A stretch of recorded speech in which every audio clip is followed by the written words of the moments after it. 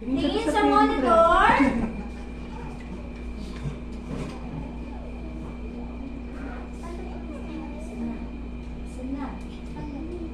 Okay.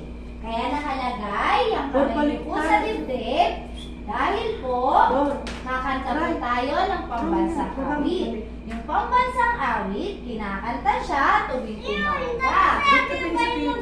Yes po. Yung panginila. Kakanta po pakinggan niyo na lang kung hindi pa kaya ha.